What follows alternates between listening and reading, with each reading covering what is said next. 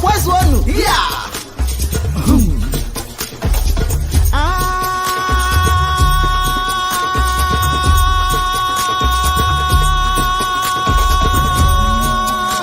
Oko nyamili, nyamili.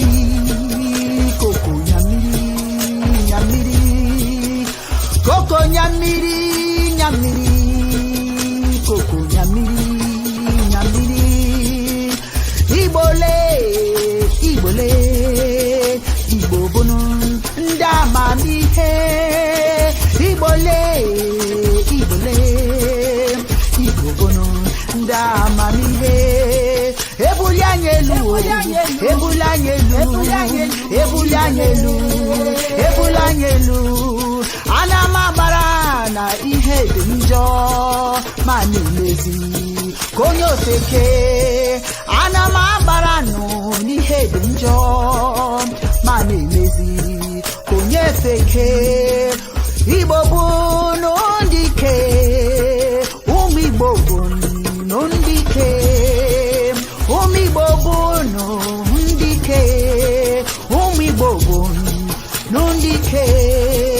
Koko nyamini, nyamini, koko nyamini, nyamini, koko nyamini, nyamini, koko nyamini, nyamini.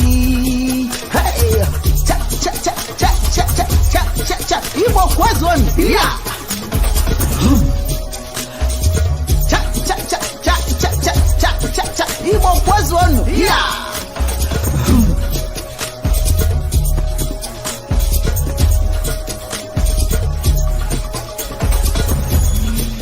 Ihe ji mara ndị ihe bụ ọrụ aka ha. Ihe ji mara ndị ihe bụ ihe aka ha. Ihe ji mara ndị ihe bụ ọrụ aka ha. Ụmụ Igbo. Anyị anya were omenala dowe n'azụ, were omenala ndị ọzọ bulie elu. Anyị anya were omenala Igbo dowe n'azụ, were omenala ndị ọzọ bulie elu. Ihe anyị na-eme Chineke na ọ dịrọzi mma. Ihe anyị na-eme Chineke ọ dịrọ mma.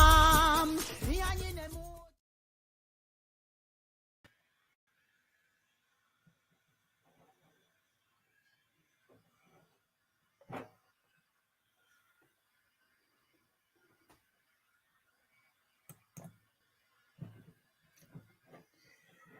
Day one. Welcome to another episode of Sexism Live. Wherever you are, may nothing but goodness follow you. That is what I pray for myself, and that's certainly what I pray for you. It is my honor and pleasure to welcome you to another opportunity to breathe. You know, there are just so many people out there who are not doing that. It's one of the most beautiful exercises that anybody can have, and that is the opportunity to inhale and exhale. So here we are. I am glad that you're here. If your chest is heaving up and down, know that you are blessed. Thank you for joining us. And as is customary, I did a video on libations that some of you may have seen, some of you may not have seen, but I think it's important that we understand that that is part of the process. We call upon the ancestors, call upon the guardian angels that follow us around. All those that stand in front, behind, above us, below us, that protect us. We pour libations to give them honors. So before we go any further, I'm going to do that. I'm going to play the video on libations. And I remind all of you, some of you are doing it, I'm sure, some of you are not. Pour libations and give thanks. Pour libations and ask for support. Don't go through this life on your own. Bring forth the energies of the ancestors, Chineke, everybody, all the warriors to be with you as you face your world. So let us start by pouring libations. Utitunile diri Chineke, yakasie. Afrumge, I see you. I hope you see me. As I pour libations today, I'm going to pour it in this receptacle. And I'm going to use water, not wine, not rice, not honey. These are possible items I could use to pour libations. Some things that you can sprinkle on the ground, you can pour on the ground. I pour libations today, first and foremost, in the glorious name of Chineke. Chi, the male energy, masculine energy of the Creator, and Ike, the feminine energy of the Creator. I pour libations and I say, Ise. Ise means, and so it is in Igbo Nigerian language. I pour libations to the four winds, to east, west, north, and south. I say Ise. I pour libations in honor of the great ancestors, the great grandmothers, the great grandfathers. Ise. I pour libations and ask for their wisdom to continue to flow through me, accessible through the power of my spirit. He say, I pour libations today in honor of all that is good in the universe, the sun, the moon, the wind, the oceans, everything that gives us life, everything that supports life on earth. I pour libations in their honor. I pour libations and call upon the Creator in all the names that we use to call upon the Creator. Chineke, Olodumare, Kamuna, Jinyami, Katonda, Inyemi, Nkosi, Uvuzilele. God has a different name in different tongues. Call upon Chineke. We call upon you today. We ask for good health. We ask for high moral quality. We ask for peace and love, which is within the personal ability of each and every one of us. We call upon the spirit of those individuals that have made it to the ripe old age of 80, because we realize that we reincarnate. We have 7 opportunities to get our lives right. So for those who have made it to the age of 80, we pour libations today and call upon their names. We pour libations in honor of those who are still on their journey, who have not made it to age 80. We wish them well wherever they are. We call upon the spirit of those yet unborn, and we ask that when they come into this earth, that they will inherit nothing but the goodness that we ourselves have put in front of them, that we have done to ensure that they live a fruitful and healthy life. We call upon the spirit of our personal ancestors, and I ask you at this time to call upon your ancestors. Come on your call upon my mother who has become an ancestor. Musa, Ngozi Musa, Noha, Ngozi Musa, Onyoha. I call upon you today, your journey. May your journey be bright. You made it to the right old age of 91. We want you to be with us to continue your journey. But your journey is now, you have elevated to ancestorhood. So we ask you to continue to watch over us, to protect us from all evil. Stay in front of us, behind us, beside us. Anything that we touch, may it turn into gold. Help us to see any dangers in front of us. Help us to see any dangers anywhere around us. I ask all of you to please call upon the names of your ancestors. Call them, because if you don't, that means that they didn't exist, and that means you certainly don't exist. So I call upon your ancestors. Ise, Ise, Ise, Ise. I will ask you to make noise for the ancestors. Make noise for the ancestors. Please make noise for the ancestors, because when you make noise for the ancestors, you acknowledge them, you let them know that you still have their names on your tongue. You acknowledge them, you let them know that they still matter. You acknowledge them by letting them know that you appreciate the fact that they live. Thank you, Chineke, for this wonderful opportunity that you've given us, for breath, for the ability to walk, for the ability to eat, for the ability to do all those things that sometimes we take for granted, but we shouldn't. And so I am going to end my libations with a famous libation song. Oge nke Chineke kama, chere ya n'ụma bụrụ na oge ahụ dị anya. Chere ya, ekwedula ka obi gị daa mba. Chere ya mgbe oge ruru, ọ ga-abịa kwa. Chere ya, Chukwu nke igwe, ọ na-echeta gị. Chere ya, ọ dịghị mgbe ọ na-echefu gị. Chere ya, n'ezie n'ihe banyere gị, ha niile na-emetụ Chineke n'obi. Chere oge ya. Chineke's time is always the best. Sometimes it seems like your blessings are taking too long coming. Just be patient. Know that when the time is right, the Most High, the noble ancestors will come forward with what your needs are and bless you more than you can even ever imagine. They will bless you. They will bless you. You're already blessed. Know it, believe it, and act it. And so it is. I say, Ise. And finally, I ask you to call your names. Wherever you are, call your name. Because someday you want to be an ancestor. You want to get to be the age of 80. So when you put your name out there in the universe will respond and will help you to achieve ancestorhood. You keep living and keep living. Keep living. Yagazie. Ofo. Ise. And so it is. And so it is.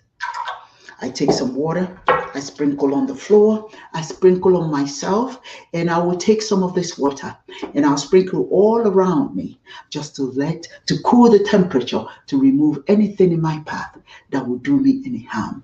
And so it is. Yakazie, I see you. I hope you see me. And so it is.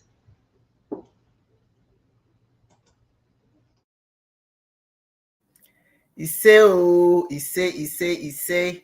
I'm hoping that you prayed along with me wherever you are. I hope that you did indeed. Last time we talked about you having your charger to welcome the ancestors, even welcome yourself. When people come to your home, and if they don't come to your home, even welcome your own family, welcome yourselves. This is the month of Ipiala, and it's a time for renewal, for rebuilding. I'm going to ask, have you done? What are you doing? And what is on the board? What do you want to see? And this is my aspiration. Have you done that? Inspire for yourself this day. Let's not talk about tomorrow. Let's just talk about today. What are we going to do? What an opportunity to be here today. So what do you plan? What are your plans? When you got up this morning, what made you excited? What did you say? Oh my God, this is what today's going to be. What is it? You don't want to start your day just dreaming. You want to start your day already prepared, knowing exactly where you want to go.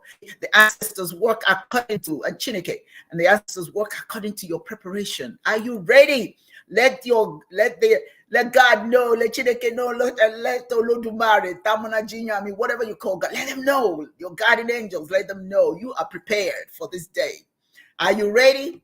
Are you still thinking about it? Well, I do hope that you are ready. At this point, I'm going to bring forward members of a panel. Before I talk a little bit about what this program is going to be about, let them give you their hellos and all of that good stuff, and then we'll dive right into it. Let me bring forth the one and only Dibias. Okay, Matt. Okay, Dibia.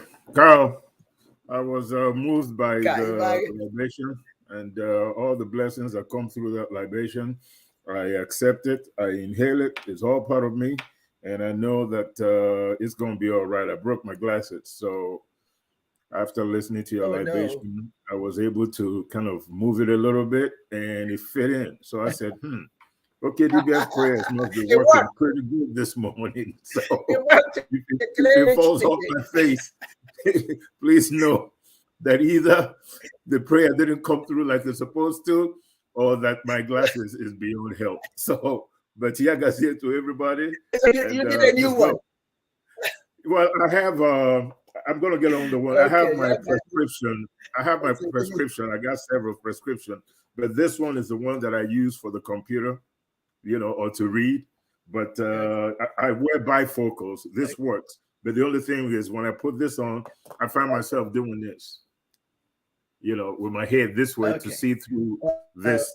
So I can't do that. But anyway, yeah, guys, here to everybody. Just go buy another one. Yeah, I'm just going to go this time. And now I'll go to Walmart and get another one. But my prescription is good. Yeah. I just don't use it for the computer, but I use it for driving. All right. We got it. We wish you. We hope that you can get your new glasses. Give me a change here.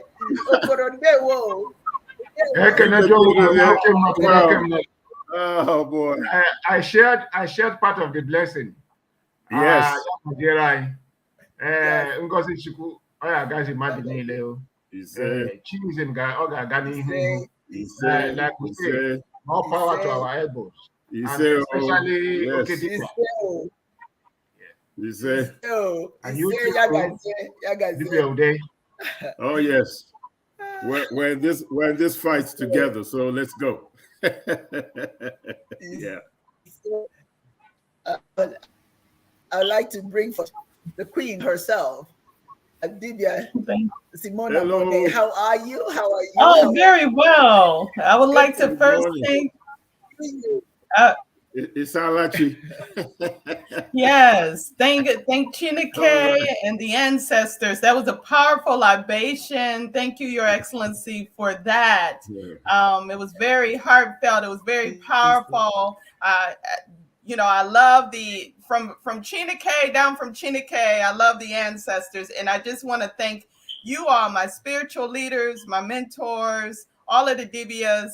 I thank you for the knowledge that you're bringing forth and allowing me to learn from you. Thank you. It's Yagazie, my sister Yagazie. Yes. Nice to have all of you here. I would say it's because of the grace of Chineke. That's why we're all here. What a blessing.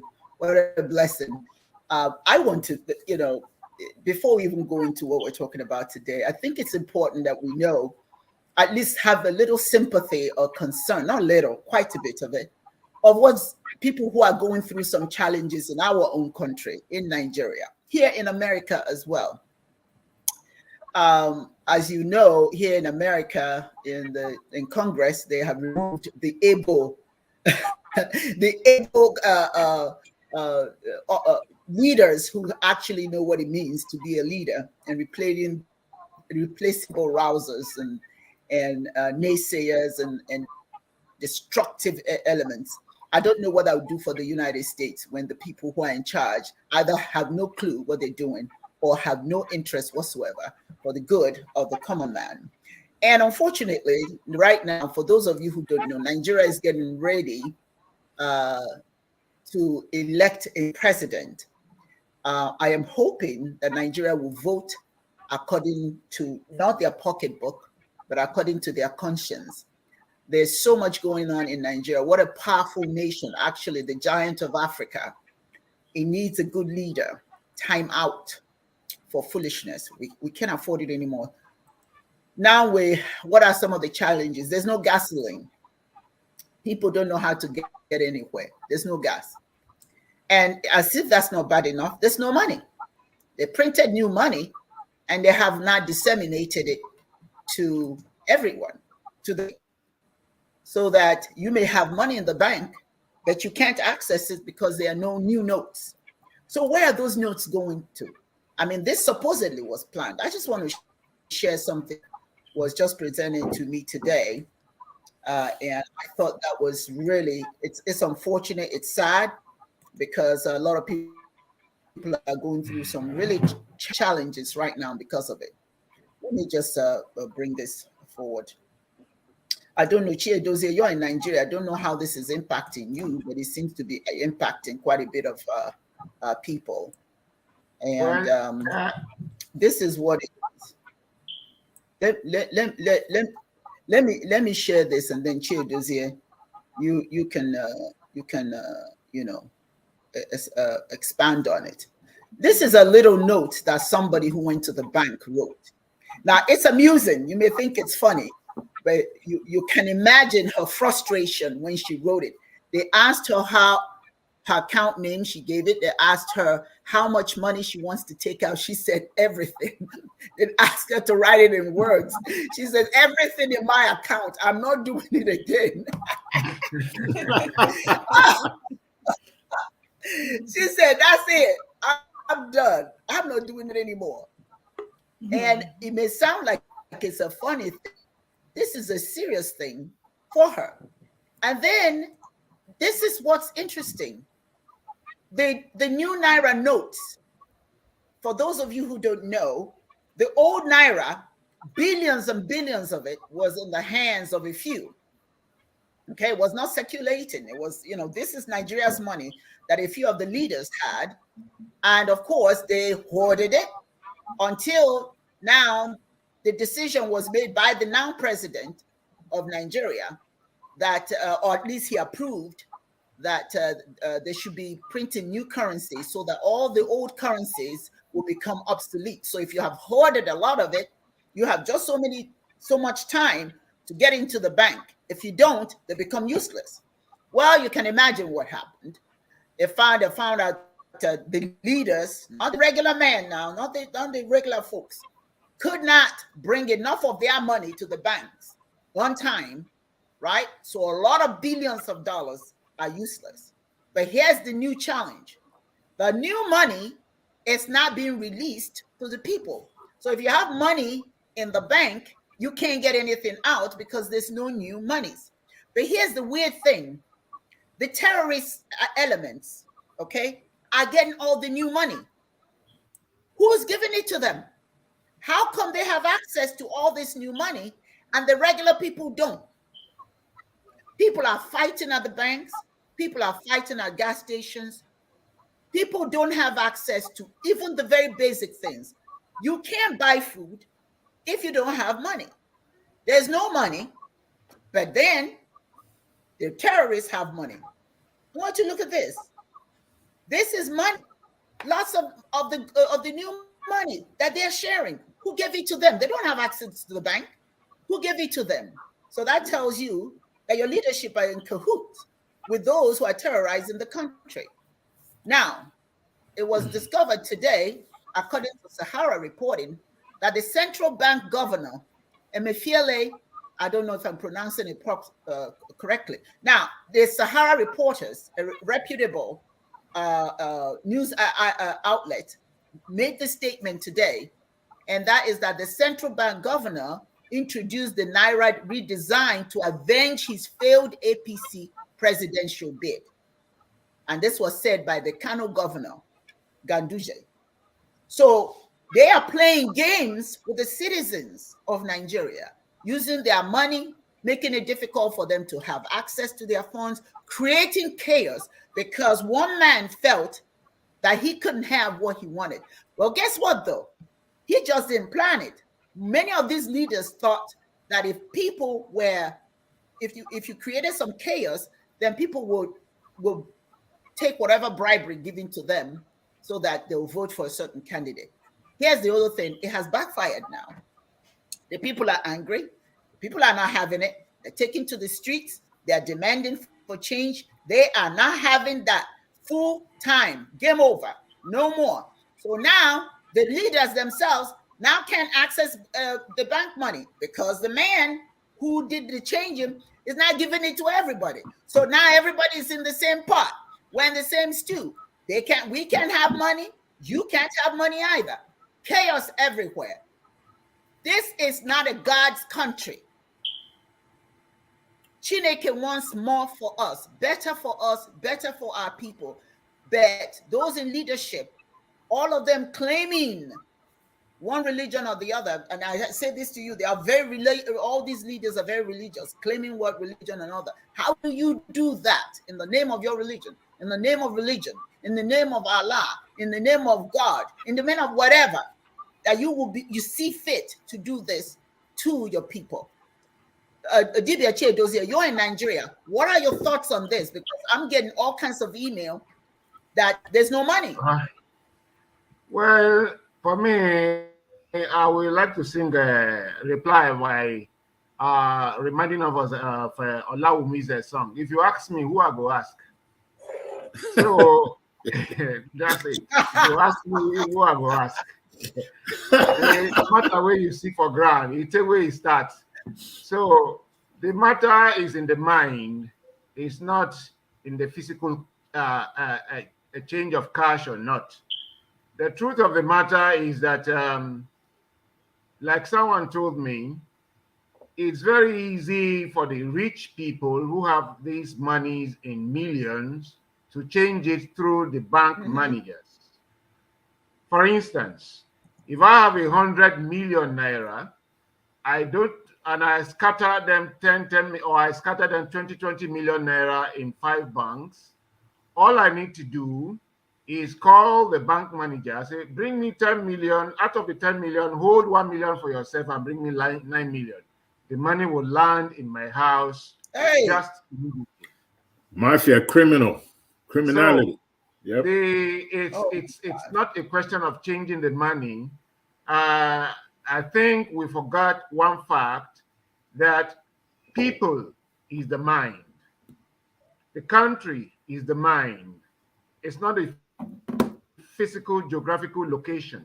It's not about the outlay of the buildings and the roads. Those are the artifacts of knowledge built by the mind. And so what we need most, like we have said in this program, on this program, time over and over, is the problem of identity. Who are we? Thank you. Yes. So if we have not answered that question, we will have these being tossing up and down on the sea by the winds. That is what will keep happening to our lives. So changing the money, I do not think that Emefiele will go all that out to change the money single-handedly as central bank manager without the cooperation of certain people in the presidency. Don't forget that in Nigeria, for over about 8 years now, that's true. For about 8 years now, what we have is presidency. So it's the cabal. Pre-pendalism. Yeah, but Dibia, that's what I'm saying. Okay? Yeah. He didn't do it by himself. These leaders were part of it. But it has gotten out of hand now. People are now. Yeah. Huh? See, but it's gotten out of hand now. See, you can lead people. You can lead people who are a little bit comfortable with life. But you can't lead people who are so desperate and frustrated and think you can go on with your life. I don't care how much money you have. So what I'm saying, in effect, is the money situation has gotten so bad now. I don't think they knew it would go this far, that everything ceases. People have no money. So now people are not going to put up with it. So that's a possibility. That's a possibility.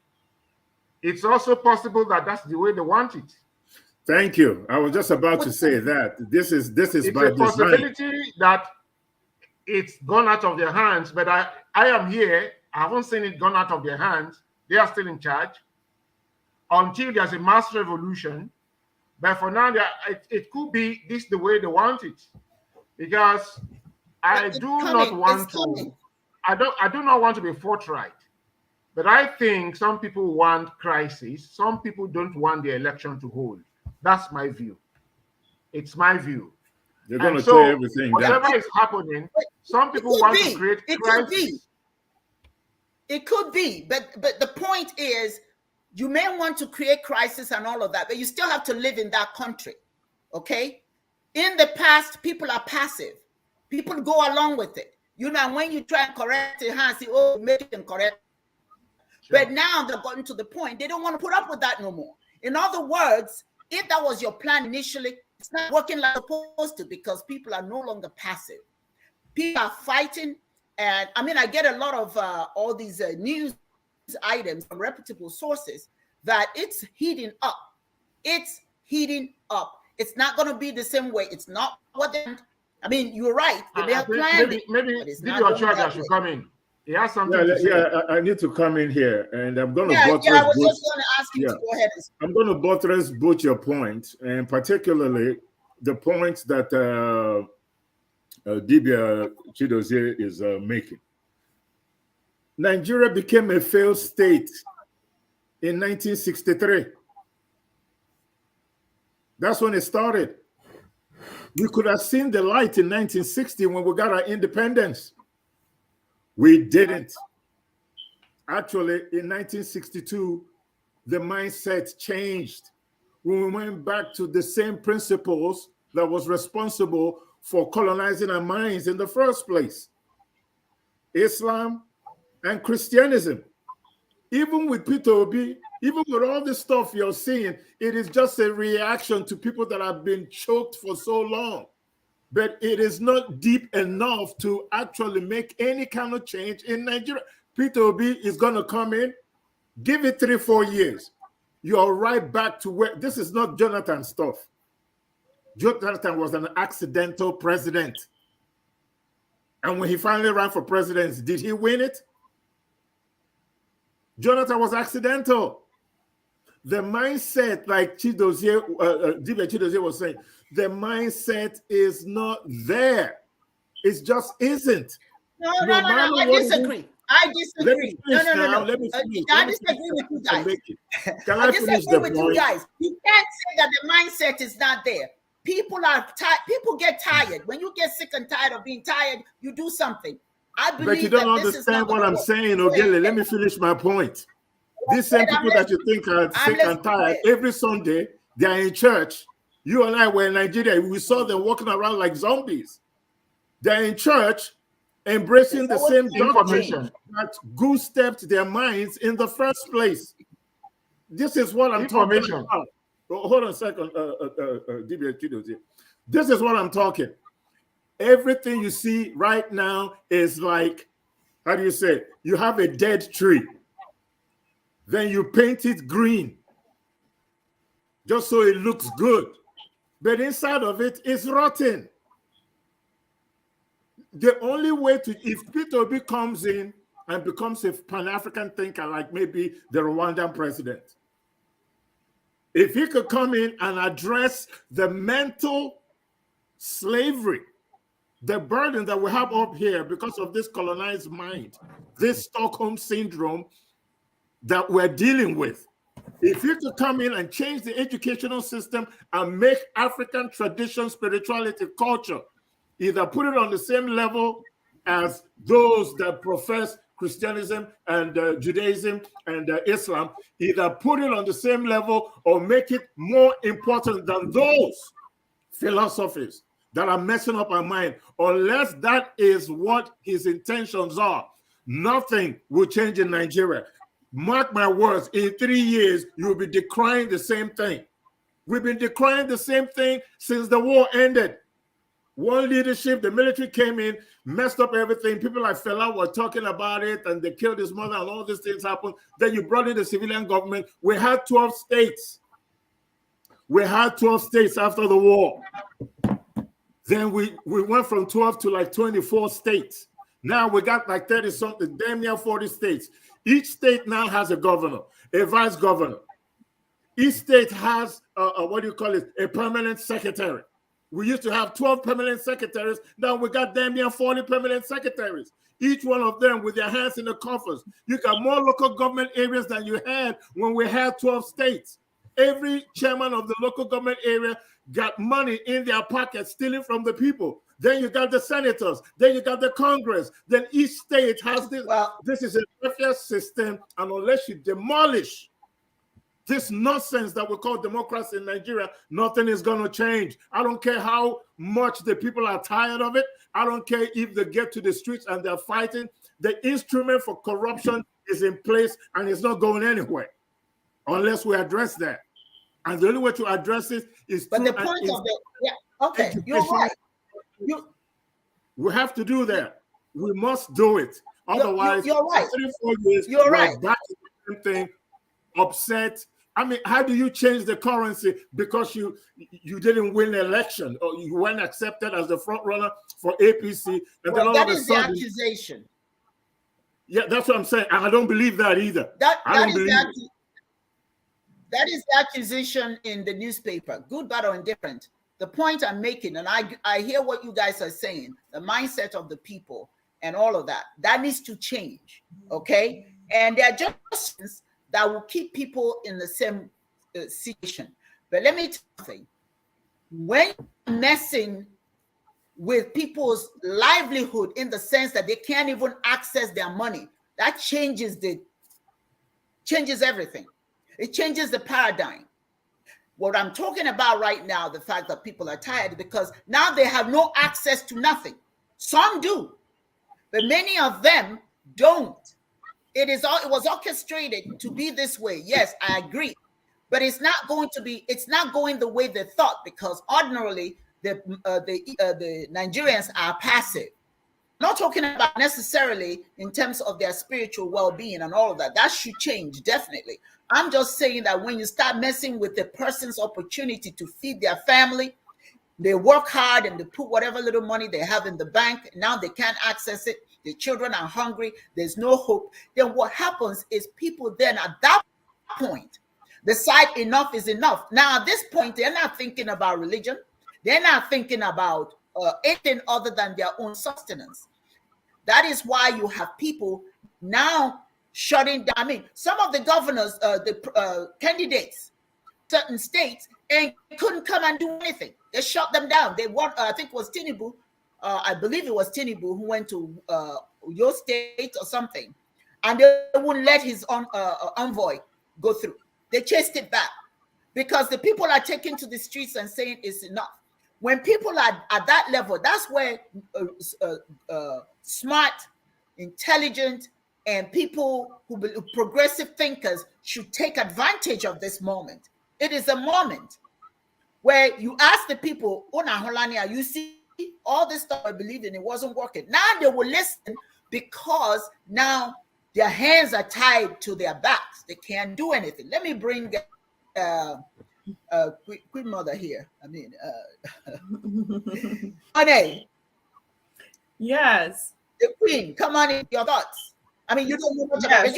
You can always speak about what's going on here in America with the Congress. You can speak on what you know. That's fine. Go ahead. Well, a lot of times, I mean, this definitely shows how much power the government has over us. This definitely shows that how they can decide if we're going to eat or if we're not going to eat, and how much control that they have. And we have to not just look at, what they say. We have to look at what they're doing. We have to look at what is going on around us, but when you're not eating, that is a wake-up call. It's a wake-up call to where you are in that society. So you're talking about Nigeria and people not being able to have access to money, but that kind of happened a little bit here when the federal government shut down. And it was just because they were going back and forth to make a point. But then I know many people that work for the federal government, and they could not. I mean, what are you going to do? And it was for a period of time. So you have a house, you have your house note, you have your car note, you have all of these things that you cannot pay because you're not working, because you decided to shut down the federal government, which is shutting down many people's salaries. And I remember because it was around Christmas time. And, Christmas time here in America, of course, and I'm not sure about it, Nigeria is a big thing. And people have children and things like that. But the government did not care. They only cared about their initiative. Could you have made your point a different way? And, that was a wake-up call to me. Do you really care about the people? Because if you really cared about the people, you would not take an action that is going to cause that much harm to the people. Thank you.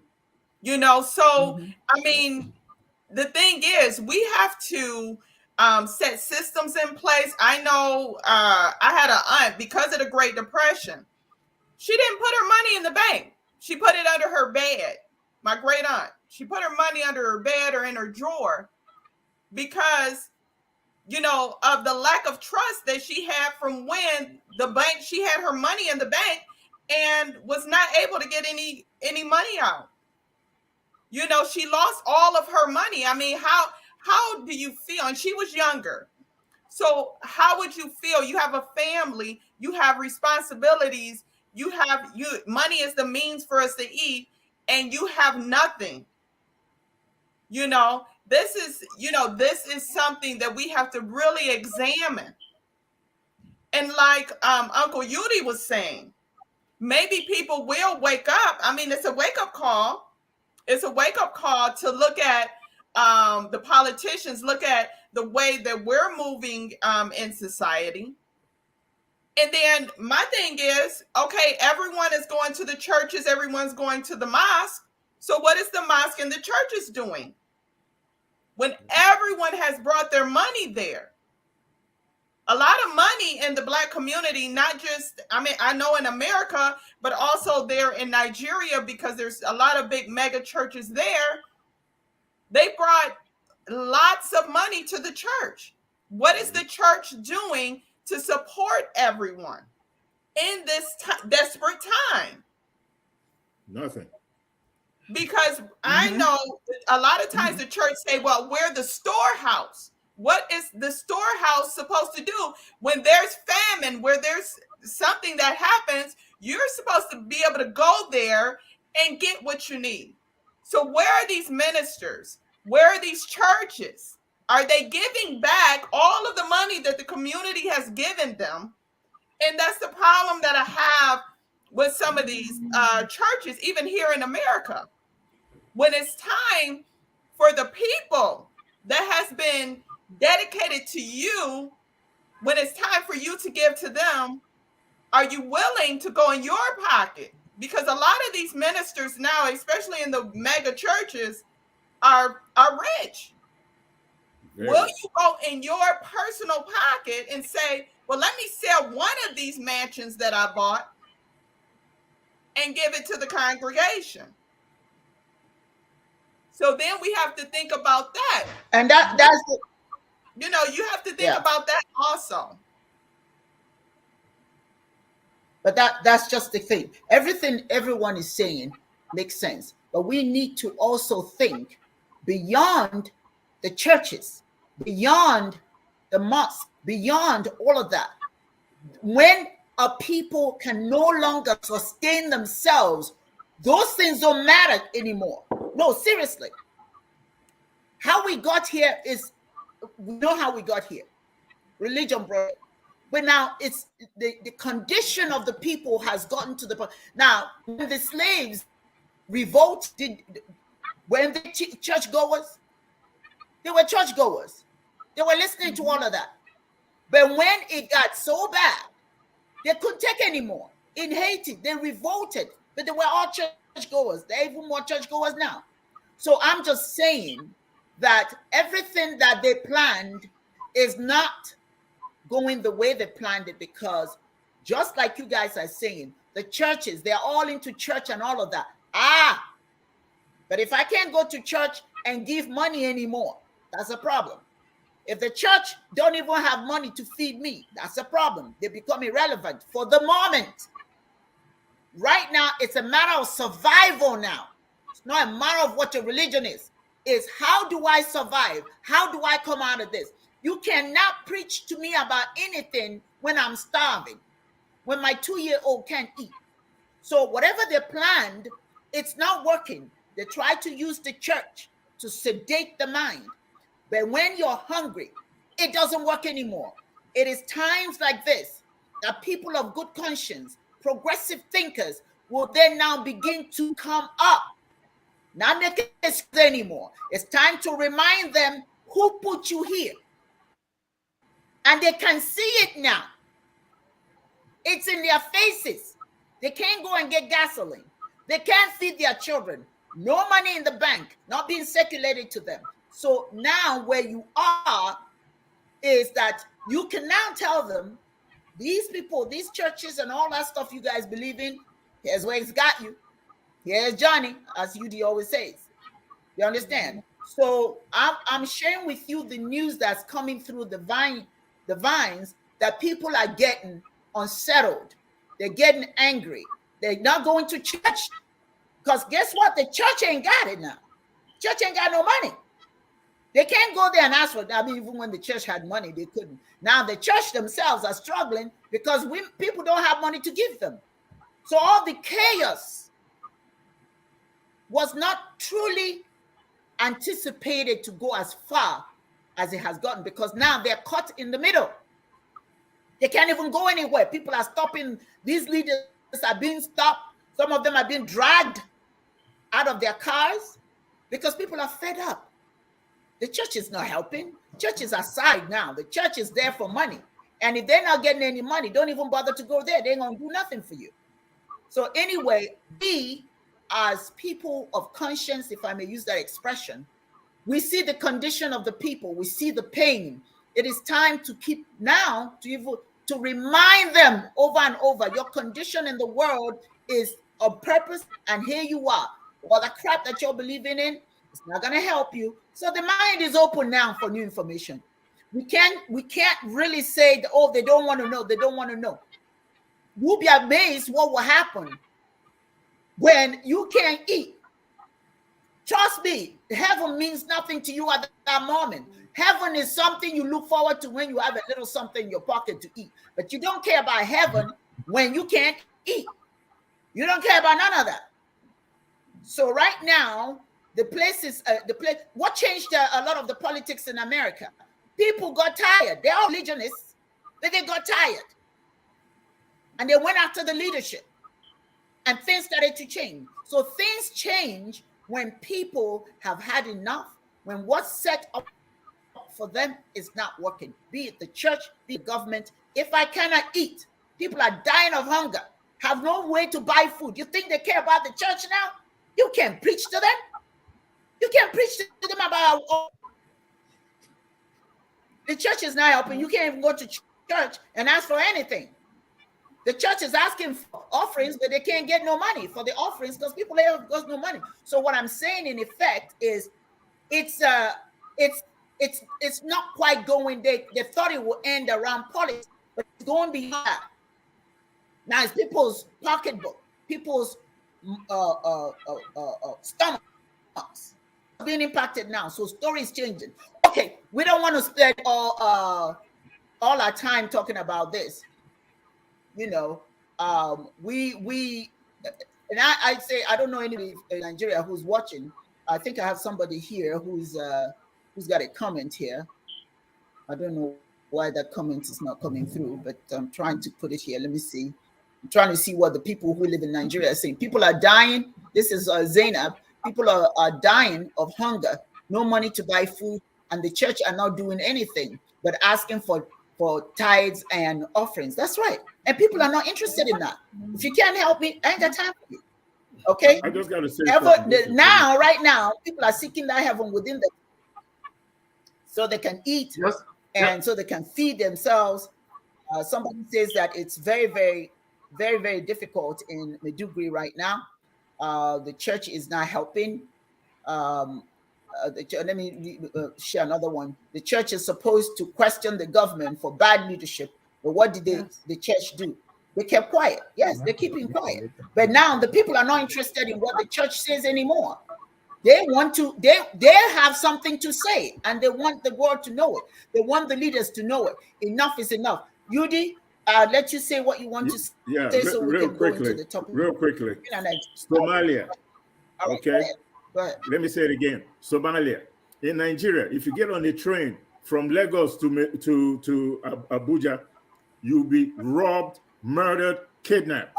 What's going to end up happening in Nigeria is you're going to have a state where there are so many different gangs roaming around. They will carve up the country. Boko Haram got the Northeast already. It's happening right now. Get on a train from Lagos. Say you're going to Abuja. You won't make it over there. You'll be kidnapped. In Igbo land on Monday, you can't even come out to leave the state, to go anywhere. Thugs everywhere. I was going to. Whose fault is that? Whose fault is that?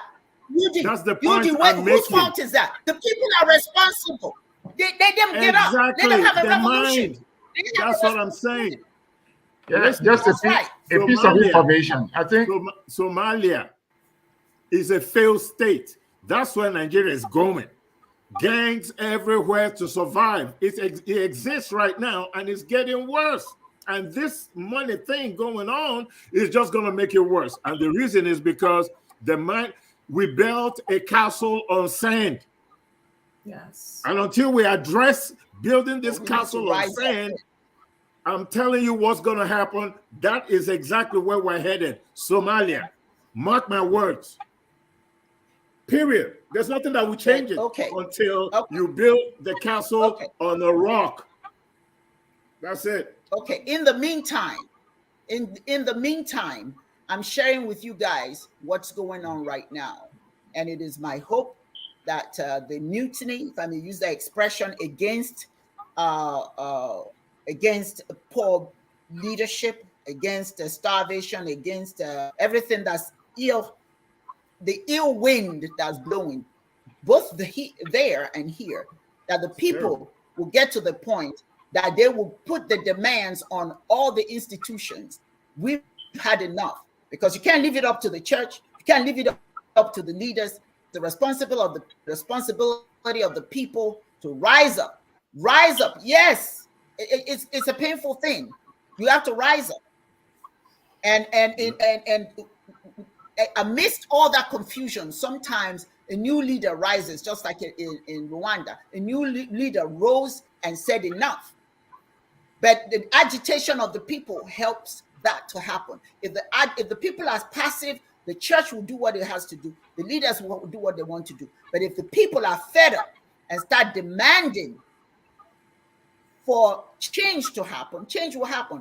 Particularly right now that there's so much suffering. That is the change. That is the impetus. That is what's going to cause people to take note. It's not working anymore, people. We got to do something differently. All right, Dozie, you have something you have to say, and then we have to move on. Just to give you a piece of information, the churches are collecting their tithes now using POS.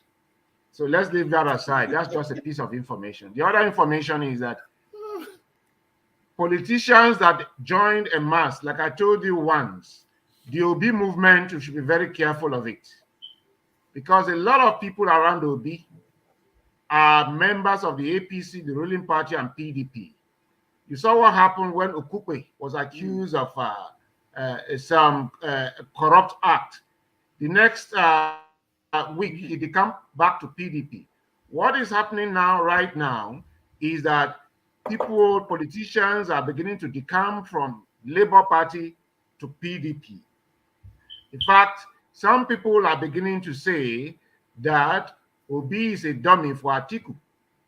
And if you look at what is happening, Tinubu accused the government, the government and the central bank of taking the decision of changing money that is against him, because he has this money more than anybody, assumably. I am not sure, but he has it in quantum. And he can settle every Nigerian with 1 million. You are 200 million, he can settle out with every voter 1 million and still have enough, more than enough. And so the conjecture here is that the money is changed, particularly targeted against Tinubu. That angle is there. Now, the warlords are there. And these warlords did not invite themselves. Some people invited them. They are politicians right in government. Yeah. Then in the southeast, the ethnic warlords are also warming up. This money is also in their hands. How it got to their hands, we don't know. So like Dibias said, I want to be optimistic about the revolution. But each time I get on the queue to take the few money that they give us a day, 20,000 naira per day, and that's for my bank. Other banks will give you 10,000 naira or 5,000 naira. Then my bank, EcoBank, that's Bank of West African Bank, gives 20,000 naira if you have their ATM.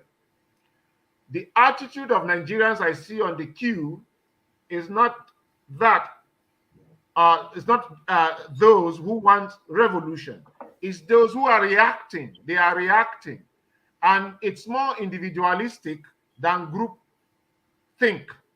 So what you find is that everybody gets to the point of the ATM and they are trying to, if possible, and twist the ATM, forgetting that the ATM is not a human being. It's a machine. It has been programmed. So somebody gets there, instead of him or she to withdraw the 20,000, she brings another card. So you see people loaded with cards. So you see that selfishness playing out. So I don't see Nigerians as those who are ripe for revolution, but rather what we're doing is that we're reacting for the moment. What I see that is going to happen in Nigeria is that the mayor on ground, the ethnic militias will cash in on it and do what they want to do. Yep. And that is what is going to get out of hand. But if it is the masses that want to revolt, the government in power is ready to level them down. Kill them all. Well, that may be true. Watching it happen. It is important for us to remember, good, bad, or indifferent. It is important for us to remember that power is not giving. Power is demanded. If you want to stay the way you are, the government you have, whether it's Peter Obi or Tinubu or Atiku, they will do what they want to do if you are a silent partner in the whole thing. All is said and done. It's an imperative that people are angry enough that they don't sit there and take what's dished out. I'm not there. I don't know. I just know what I read and what information some people share with me. But one thing I do know is that when you get sick and tired of being sick and tired, you do something. Otherwise, you can sit back and make excuses whose fault it is, that person whose fault it is, and that person whose fault it is. Just look in the mirror and ask yourself, what are you going to do about this? That's it. So the government wants to kill the people for rising up. Well, like Ukuna Charles says, well, they might as well kill everybody because people have had it. If you want to be a good... If you want to be a lead, then lead with heart, lead with discernment, lead with kindness. Make sure that your purpose is not for yourself. People are hungry, people are dying, people are tired, people are sick. We don't have time for this nonsense. And if you keep doing it, people are not going to let you live peacefully in that country. The country you want to reign, if all you're interested in is to keep the money, well, just remember, you have to drive on the same roads as other people. You have to fly in the same air as other people. People, when they okay, that may well be so. You can stay abroad if you want, but some of them are all paying the price for not being in Nigeria. That's a whole totally different thing. The point I'm making this morning is this. Nigerians should be sick and tired of being sick and tired and do something. Don't sit there and blame everybody else but yourself. Blaming the church when you are wrapped up in the church. You can't blame the church. You can't blame people for what they're doing to you when you allow it. We Nigerians are allowing it.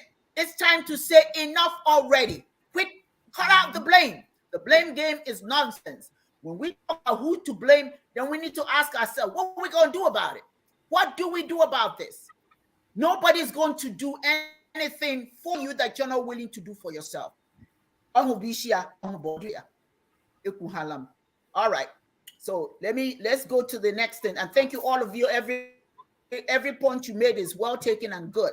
You know, there's no right or wrong. Everybody's opinion matters, and I'm just hoping that it will come to the center and help us change things. It has to change. So what we're talking about today is something that I read and I heard actually on the internet, and it has to do with the gender. Not the gender, the cause of chaos in the world. Now, the Bible tells us that chaos started with Eve, who ate the apple, or rather told Adam to eat the apple. Now, what's strange to me is Adam didn't have enough sense not to eat the apple. They were given the same instruction. But guess who got blamed for it? Eve. So Eve was the cause of all the pain and the horrors in the world. When we come to African spirituality, I think we need to get away from trying to compare or at least articulate our philosophies to accommodate Eurocentric system of doing things, or thinking, of relating, of explaining the world. They have the right to explain the world the way they want, but we don't have to try and match ours to theirs, even if it's just it shows how foolish we are. You know, somebody says that Ike is the wife of Chineke, of Chi, and as the wife of Chi asked her not to open the door somewhere, or something or the other. Well, she had the temerity to do so. And when she did that, the place or the room or something exploded, which brought all this mayhem into the world. Here we go again. The woman again. It's her fault again. I mean, the crazy. You see what I'm saying? Okay.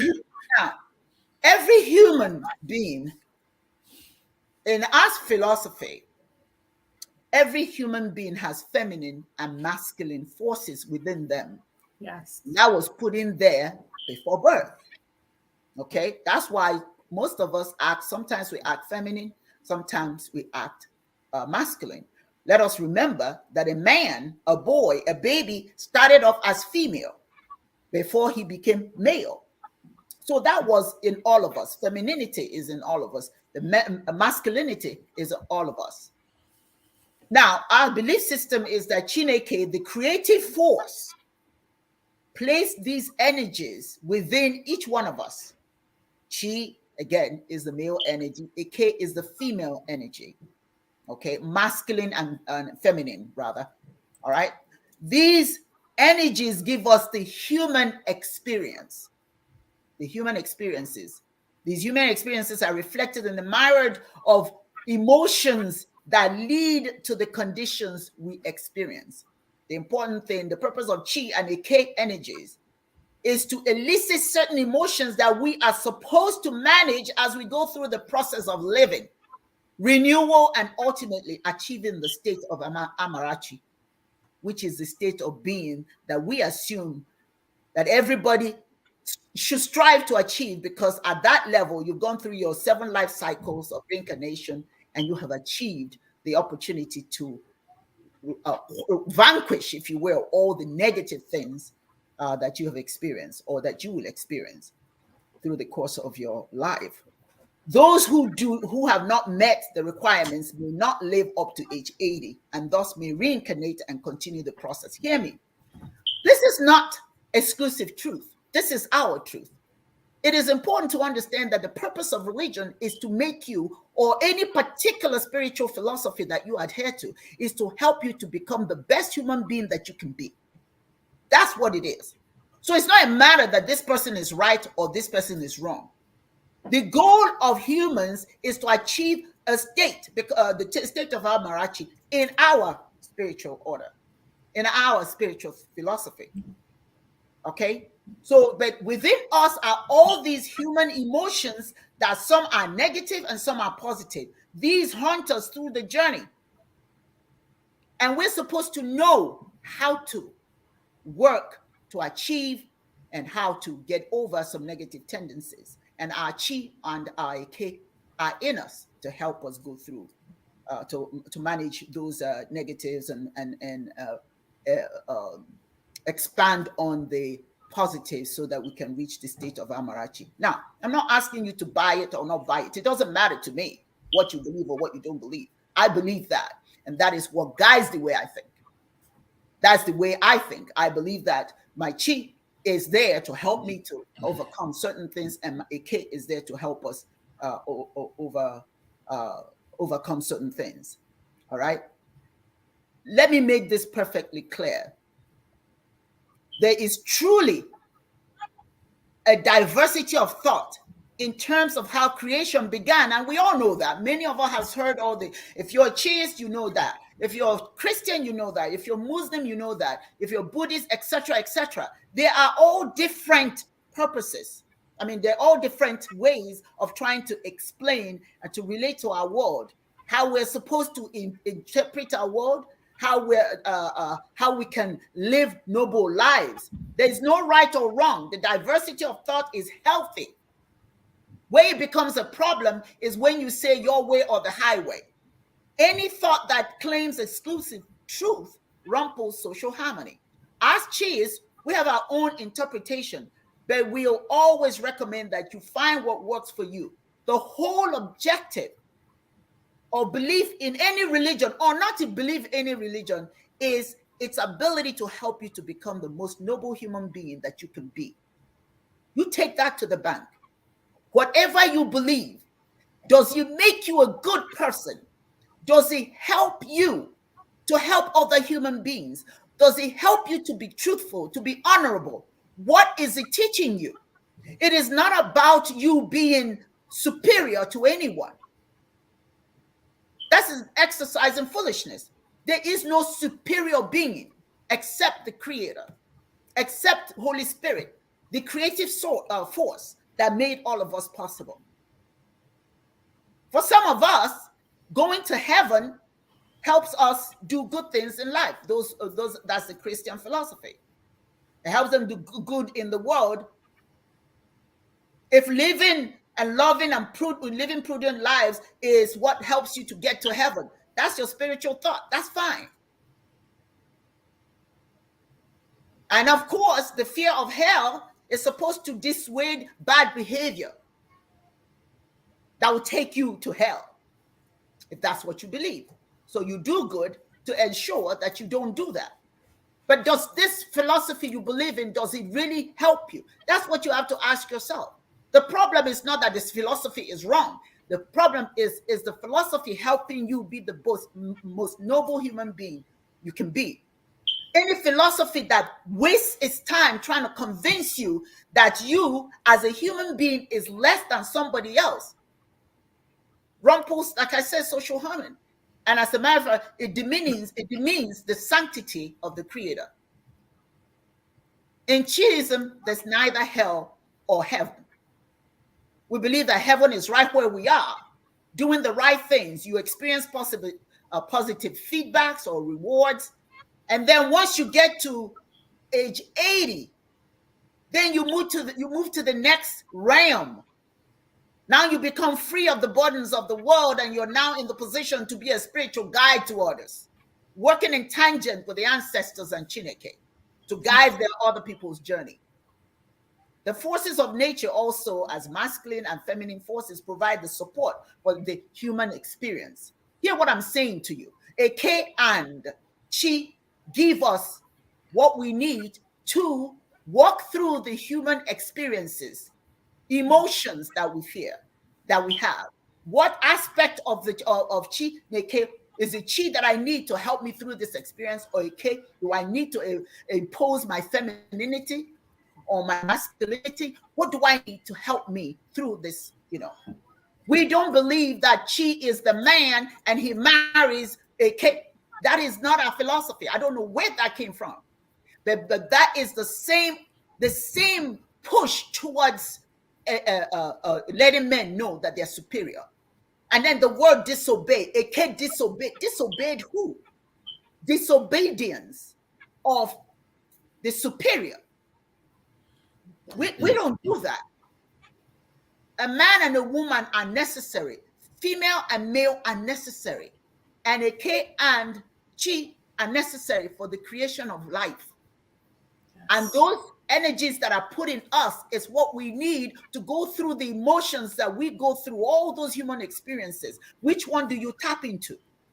The Nkomi explains a lot about the human experience. So I appreciate those of you who are patient as the process continues towards its presentation to the world. The Nkomi presents pragmatic insights to working through the human condition. And that's what we need to know. Life is about the human condition, and how do we walk through it to become noble human beings. so that someday we will become ancestors. Someday we will reach that position of Amarachi, the glory of Chineke.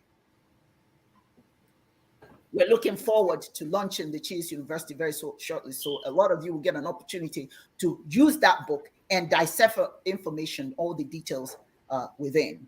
So I'm going to now open the discussion to the members of this panel.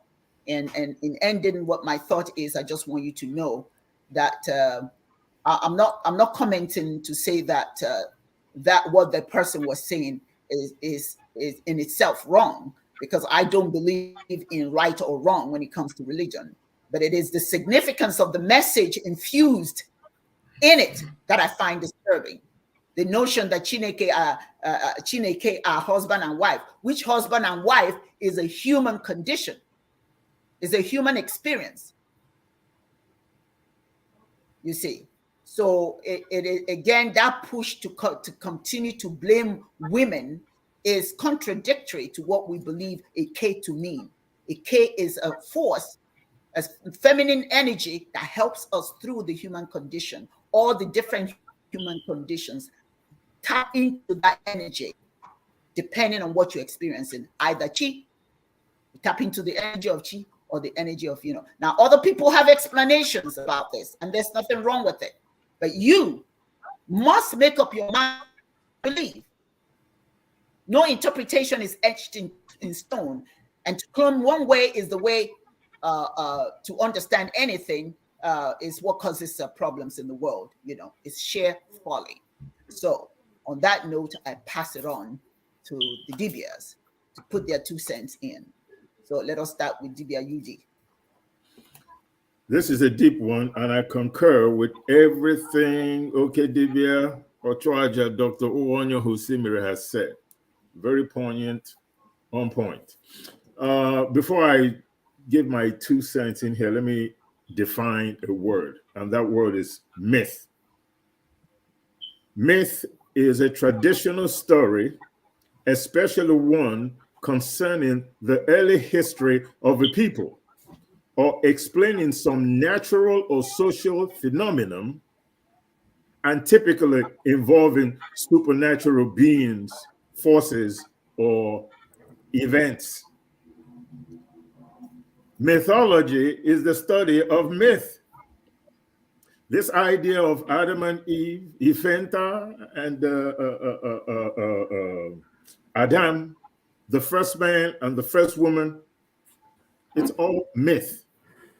It is not based on fact.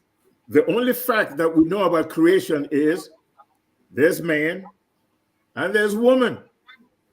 And we ascribe the creation of this man and this woman to something higher spiritually and greater than ourselves. And that something is the creator. In Chiism, we call Chineke. Chi na eke. Chi, the male, eke, female essence of the creator. We understand the duality of life. And the first phase of duality of life is one is spiritual and the other one is physical. The spiritual part usually deals with death when the physical no longer exists. You got 2 eyes. With one eye, you cut your ability to see in half. You got 2 nostrils. You close one nose, you cut the ability to breathe in half. Your mouth, you can't chew anything with just one jaw. You need the upper one too. Your ears, you listen with both of them. You close one, you cut your ability of hearing in 2. Same thing with your hands. Same thing with your legs. Same thing with your sexual organs, your reproductive organs. Same thing with your heart. Same thing with your lungs. Same thing with your brain. It's about duality, 2 rib cages. That's what life is all about. The man is nothing without the woman. The male is nothing without the female. You need both of them to create life. Not to mention the fact that as far as the female is concerned, now the female has to incubate that baby. Yeah. The man can't do it. So I don't know how any man puts himself above a woman when she's got abilities that you can't, that naturally you don't have. You can't birth a baby. You provided the seed. That's all you did. The incubation and the creation and all that stuff, metastasizing in that woman's body, you don't have the ability to do it. To me, that's like a higher advantage of being female. Let's talk about Ani, Allah. Everything that is contained within it, including the oceans, the water. Because after the water, when you get down to the bottom, what do you have? You have Ani. And it's female, like a pregnant woman. It contains everything. The only thing that Ani does not have is the air that you breathe, ascribed to the sky.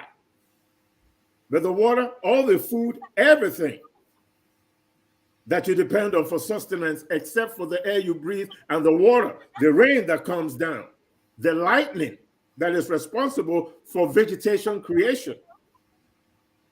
Without that woman, without Ani, life is null and void. The idea of creation, again, is mythology. Myth is the study of, mythology is the study of myth. This myth stems from your geography, where you're located. The belief in Norse culture, the pagan culture, the belief in Buddhism in India, in Africa, in the Amazon jungle, the Eskimo in the North Pole is different. Do you know why? It is different because their experiences are different. The evidence of creation, the evidence of Chineke, the evidence of the creator varies depending on where you are and how you approach your supplication to Chineke.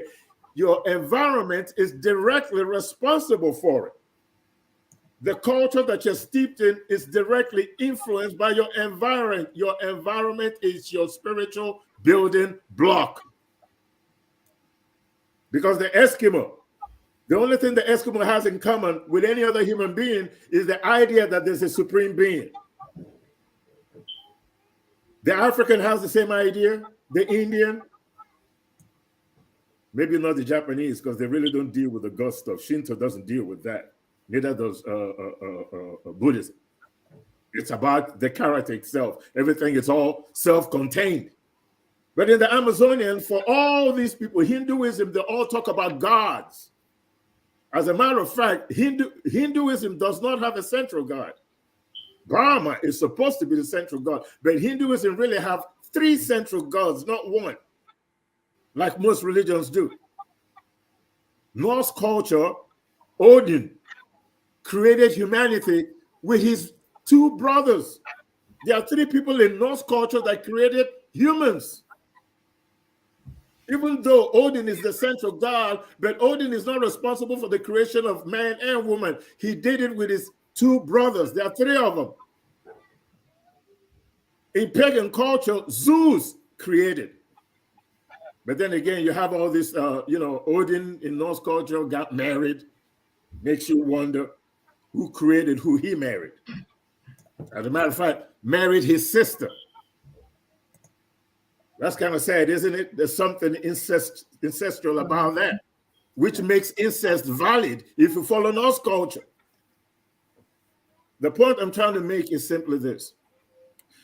I think it's a terrible thing for people that profess African spirituality without really having Nkumi, without looking beyond the microscope, to justify their spiritual or religious approach, validating it using spiritual cultures from other communities. For example, in Judaism, forget about Christianity. In Judaism, the reason why man fell from the grace of God is because Eve made Adam eat the fruit. If God had not created Eve, according to Adam, he wouldn't have eaten that fruit, which means, as far as procreation is concerned, maybe Adam should have been procreating with an alligator, maybe a lion, a monkey, as opposed to a woman. Chineke created a woman for procreation so that the generations can continue. But unfortunately, in this particular mythology or myth, Eve was created from Adam's rib, as opposed to being created independently, making Eve subservient. And biblically speaking, as far as the Old Testament is concerned, every time man had some kind of a negative experience, it was because of the doing of a woman. When Lot was told by Chineke not to look back, his family was told, his wife was told not to look back. Guess who looked back? His wife, and she was turned to salt. When Samson lost his strength, guess who cut his hair? Delilah. The greatest heroes in the Bible were messed up because of a woman, starting with Adam. And for somebody who talks about African spirituality or Igbo spirituality to come up with the same story about how man fell from the grace of God and how the evil came upon the earth because a woman broke something and all of a sudden there was this explosion. Maybe the lady dropped an atomic bomb. Who knows? We don't deal with that in African spirituality. We don't talk about that kind of stuff. Man and woman is essential to this thing called life. Without the man, there's no life. Without the woman, there's no life. We are, how you say, what's the word for it? What we do is complement one another. That's what life is all about. And you will find out in every spirituality, in every religion in the world. Now, how you embellish the woman, what you think about the woman, is really directly related to what that specific culture thinks of women. For example, in Islam, it may not be written in the Quran, but in a lot of Islamic societies, women have to cover their hair, have to cover their face, have to cover everything to keep the man from being tempted to sin, assuming that man has no control over his behavior. And the only way for man to be able to control his behavior and not sin is to cover the sin outside of him. So it doesn't mean that you cannot walk past the woman without thinking about, going to bed with her. You can't see a woman and just see her value as a human being. You have to always think about sexual things. And for you to be able to survive as a man, you have to cover this woman all over. Go to Afghanistan. You talk about hell when you die. It's hell for women over there. It's hell for children over there. In northern Nigeria, it's hell for a 12-year-old, a 9, a 10-year-old child who's being married off to a 60-year-old man. And you're telling me that you have to die to experience hell? And this is happening within Abrahamic religions. There's nobody in ancient Africa that I know, in my village at least, that is being married off to anybody at the age of 8. It's not happening culturally. As a boy in my village, when you get to the age of 12, you're sent off to Aba. You're going to be there for 7 years until you become a man. That's when you learn your trade as a man, how to become a husband, how to be an engineer or a farmer or a Dibias or whatever it is that you want to be in life. You learn that. The lady that you're going to be married to is already betrothed to you. When you get out at the age of 18, she's also about 18, 17, 18 years old. Then you get married. That's how it works. So for anybody who professes African spirituality to come out here and talk about the fact that the reason why man fell from the grace of God, the reason why there's evil in this world, the reason why you got Boko Haram, the reason why Alexander the Great was so violent, the reason why Genghis Khan, the Mongolian warlord, conquered Europe all the way to Gaul, the reason why Julius Caesar conquered Europe, the reason why slavery happened in Africa and we were colonized was because a woman blew something up. You crazy. That's true. Thank you. Okay. All right, give me a chair. Just go ahead. Then I'll go to Dr. Money. Yeah. I think for me, I like to talk about the difference between spirituality and religion. One common feature of spirituality is that it deals with elements and kinds of forces. It doesn't like to codify things in the physical. But religion, especially anthropomorphic religions, cannot escape anthropomorphism. And so when you want to bring spirituality, any spirituality for that matter, to the level of religion, then what you possibly do is to reduce the forces to the human level. They become physical things so that you speak of the elements as if they are in human form. That's anthropomorphism. And I think I do find that a lot. The debate one time, we're having a debate here in the Institute of African Diaspora Studies. Some Babalawos were brought and they kept talking about the 16 Mfiafa, that's the 16 Odu, as the children of Oromila, that Oromila gave birth to them. So I now said, if they are children, why do they stop the multiplication at 256? The lineage should continue up to now. But they brought another Babalawo who is also the Oba of his area, around Badagry area, and he said no vehemently, that they are not the children of Oromila, that in fact the first four Odus in Yoruba land are the first, the four elements of Eke, water, Ori, wind, Afo, earth, and then of course fire. And so they kept talking about that. So when they asked me, and I told them that for us in Igbo, the Mfiafa are not in any way human beings. They represent symbols and symbolisms of the human imagination, how we understood the world, and that if you tabulate all situations under the sun, they fall into 256. At any point in time, each one of us fall within these situations. But I leave that aside. Um, Talking about a woman, I think I now remember while in my secondary school, I read in the Yoruba mythology, some of these cultures have it. And there's a duality here, a duality of good and evil. And what I read into it is the special place of the woman. And what the secret societies are saying here is that the power to make a man lies with the woman. And it's a subtle way of the male acknowledging the superiority of the female, but it's also possible that some of us who don't like that superiority denigrate it. Because I've also read somewhere among Yoruba mythology that heaven was close to earth and that people should have finished cooking at 6. But one woman was stubborn enough to cook late, and her pestle touched the heaven, and God got angry and received it. I think I've read some of that kind of thing on the Igbo side as well. And some said that the woman touched the heavens, messed up the heavens with her menstruation, and all of that and all of that and all of that.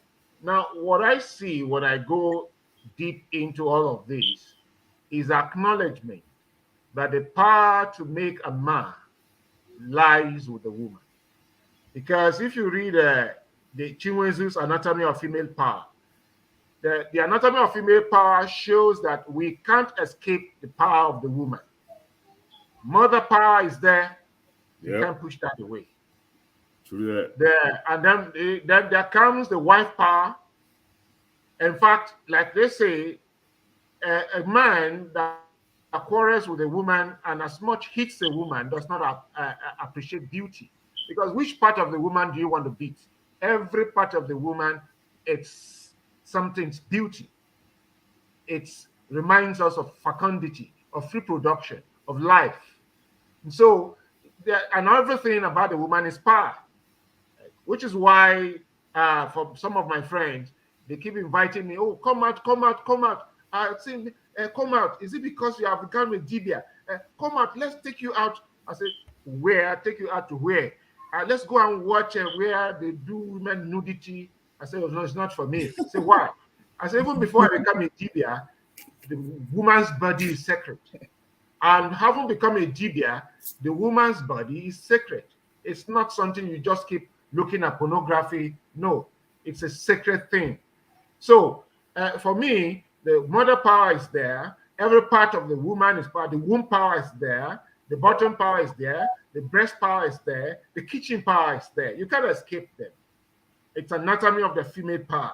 And so those men who think they want to escape, they can't escape it, refuse to marry.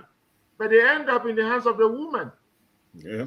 And then when you look at the mythology of the Ekpe and Mboko, of course, Ekpe is about predator animals. But the highest predator of all of them is the woman. Why so? Because we go after other predators to kill them. All right?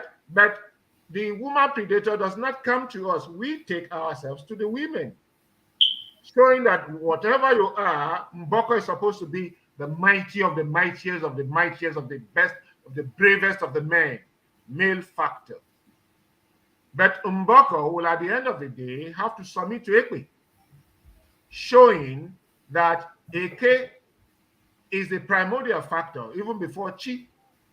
And so, in my own understanding, I think when I look at it, I see in all of this the power of the woman to make a man. So to sum up my own understanding, if you go to the Bible as well, you notice that all things that has to do with challenging the authority of God, it's not only in the Bible, starts with the woman. In Auchi people, the Uchi people, they have it that nothing is as brave and as stubborn as the woman. How? They said, when God created every other thing, created human being, and asked every other person to close their eye, the woman staggered her finger and said, God knew, but God refused to punish her. And when God queried her, he said, I didn't beg you to create me. So if you like, you can finish me. And then God responded by saying, how will I finish or kill what will reproduce my works? So you can see, even when you come, for instance, in Yoruba Ifa, what will kill a woman? Ifa, for instance, will not punish a woman. Ifa will not punish a woman. It is the man Ifa will punish. Why? Because she reproduces. So, and then if you go to the Bible, you see that duality. You notice that anything that has to do with the fall or challenging God is the woman. Go and read the Bible again. All those male factors that succeeded in the Bible were those whose mother supported. Those whose mother did not support did not succeed. So when I look at it, I think what we are talking about is the power to make or to mar lies with the woman. No matter how powerful you are as a man, a woman can just a woman, if she wants to build you, she can. And if you are too stubborn and you think you are too stubborn, you are more than women, if a woman means you, she can bring you down. They have this power. And we should not say it is not real. It's real. So the best we can do as a man, when you see women, respect them. Give them their honor. Once you win their love and their trust, they go all out and give you the support. Yes. That's my own understanding. Yeah. Yes. Do that. I couldn't have put it any better myself. Yeah. Oh, Yes. Okay. Yes, absolutely. Dr. Monet, Libya Monet, go ahead, please. Add your thoughts. I'll say this, and it came to a realization because how I grew up from a very traditional household, where my mother, she always taught me the man is the head of the household. The man is over the woman.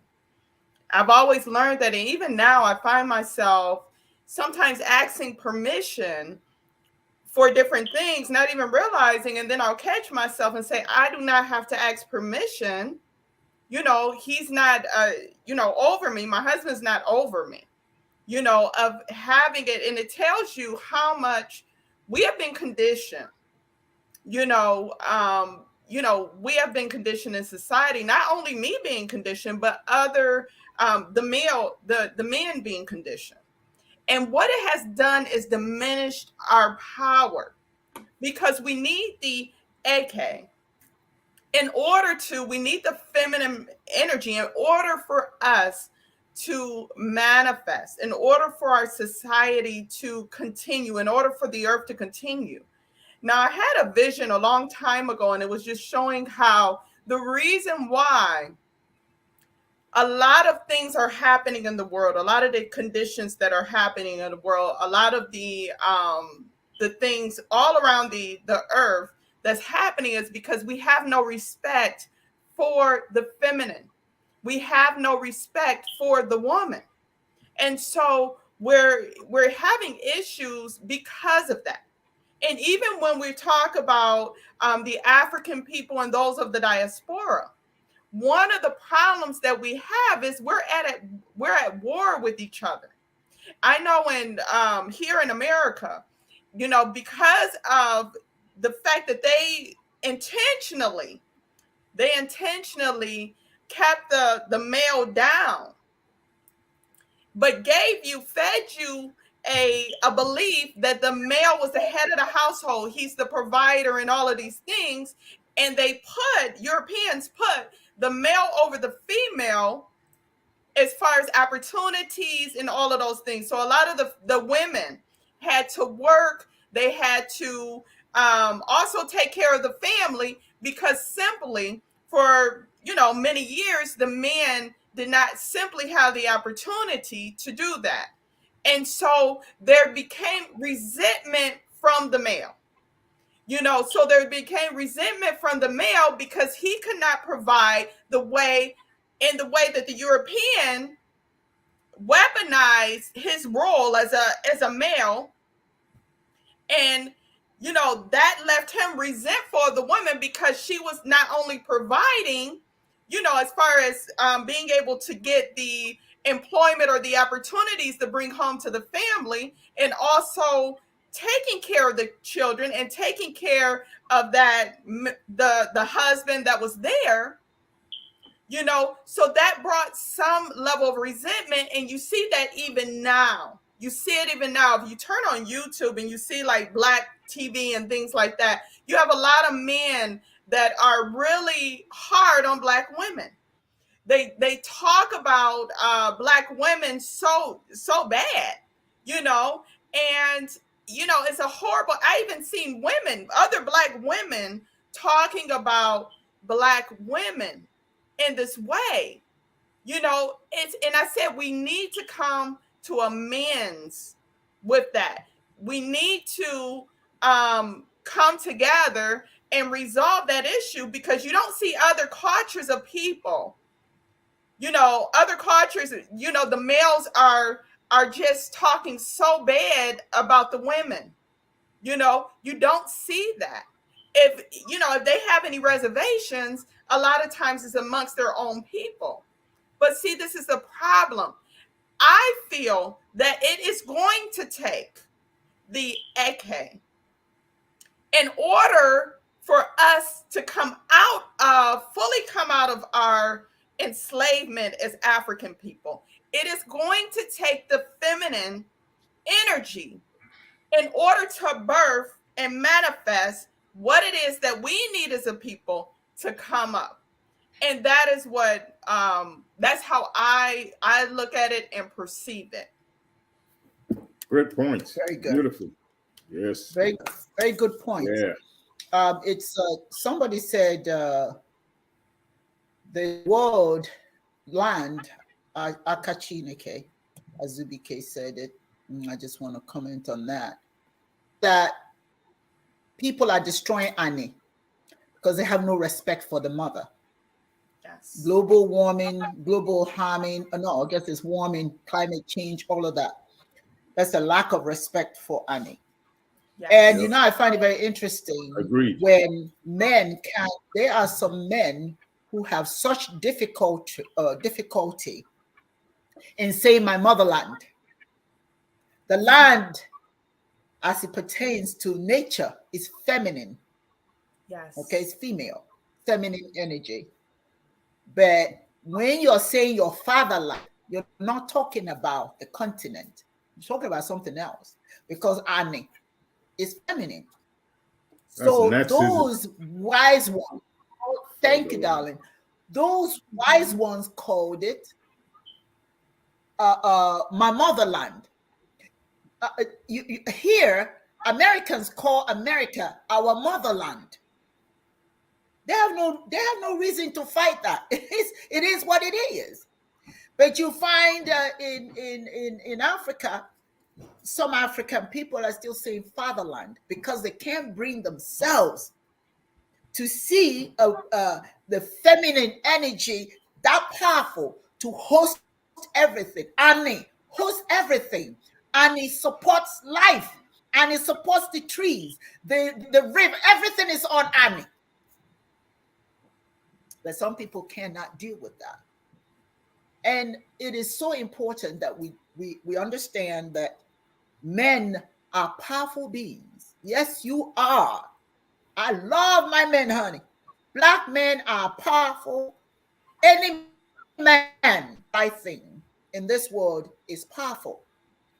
Women, and this is not to say, to give ourselves this sense of superiority. That's not it. It's just facts. I was sharing this information with several individuals, and perhaps some of you know it. When you have an IQ test, a woman tests higher than a male in an IQ test. That is not to say that the male is or the female is superior. That's not the point. Over the years, women have not had the opportunity to achieve all that they can achieve. They were relegated to secretaries, homemakers, and all those things, but never really in the past put in position to lead the world, to lead as they are supposed to, quite frankly, since they bring life into this world. So what you had, however, and I want all of you to think about it, everybody who's listening, pay attention. When you're relegated to the home, you become an attorney. You learn the skills of an attorney because you have to adjudicate problems in the home. You become a chef. You learn how to cook. You become a doctor. You learn how to fix illnesses. You know, make boo-boos heal fast. In home, your housekeeper, your cleaner. You develop a lot of skill sets that the men don't develop. Because for the most part, you're groomed to be workers, to be leaders outside of the home, or you're told that you're a leader within the home as long as your wife is doing all the work. But what you forget is that she's learning a whole lot of stuff you're not learning. Sitting in the front, that's not to say every man does this, so let's not take any offense. There are some awesome men out here who just, if you leave it to them, I have such a husband. He will clean, he will cook, he will do anything. All right. And my brother is the same kind of man. You know? I guess he's trying to tell me I said, okay. Well, me too. Me too. Don't forget me. I got you. I have you. So the point being that when the woman has been relegated to these things, she developed a skill set that the men didn't. So that when she has the opportunity to achieve leadership roles, to work outside of the home and do all these, become an inventor or whatever, that pads her knowledge already. So when you have an IQ test, she knows more than you do. She can answer questions that you can't answer. Exposure has allowed her to be all that she can be. So the whole, for some people who feel because, woman should be home cooking and don't get food now. She's learning a whole lot of stuff here that you don't know. And now, this is not Dr. Simini who said it. This is research proves that women outperform men in IQ tests. So there's no inferiority there. You can't keep saying a woman is inferior to you. And besides, every human being deserves the right to be happy, to feel worthy, to feel good about themselves. Nobody has the right to undermine anybody's opportunity to shine. I have times I've got to agree, my brother will tell you, I have times when I get home, I don't want to be bothered because I can't stand to sit around people who have not achieved anything I've achieved. And yet, because they are male, they have the right to do things that I'm not to do. So for me, I don't want to be bothered. I don't want to be around all that foolishness. I don't have to be. I can't be forced to be. It's my prerogative to be or not to be. But what sexism is saying, and all the men, okay, and I want to read something that someone wrote here.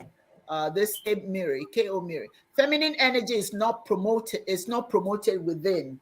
That's the problem. It's not an external threat. It's a duality that is there to balance, nurture, create, and uplift. Yes. But masculinity has been wrapped in excess. So men cannot be whole. Women cannot be whole. And we are collectively at war with each other. Someone has to submit, and that illusion is killing us. True that. Absolutely. Yeah. She said it. That is true. And then somebody here, now this is K.O. Media again. Black men are in a system that is not meant for them to succeed to their highest potential. So their own becomes a target. Yes. It's true. Wisdom. It's true. I mean, these young people are spitting facts. It's killing us in Africa. That's why I get excited when I see young folks in here. Because they know. So it is important for us, for those of us who are going, and I've got to thank Dibias Chwaja, Dibias Dozier. You are the true reflection of manhood. Yes. But let me not tell you, I'm not trying to flatter you. I'm not trying to flatter you. Wakanda forever. I'm not trying to flatter you. I'm trying to tell you the truth. A real man is comfortable in the committee of women to say the right things. A real man is not ashamed to say, hey, this is true. I know this to be true. A real man doesn't have to put himself up here and put a woman down to feel that he's all that. A real man just has to be. We can see you. We can see you just for being. You don't have to be braggadocious. You don't have to say, I am man, see me roar. You don't need to do all of that. We can see you. We get that. We know we need our men. Men are powerful beings. It's a given. But it just dispirits women when the men put them down. It doesn't build the family. My brothers and sisters of the melanin tone, understand something. Your women love you, but sometimes you just don't know. We try to stay away from you because some of that negativity that you spew against us, we don't like it.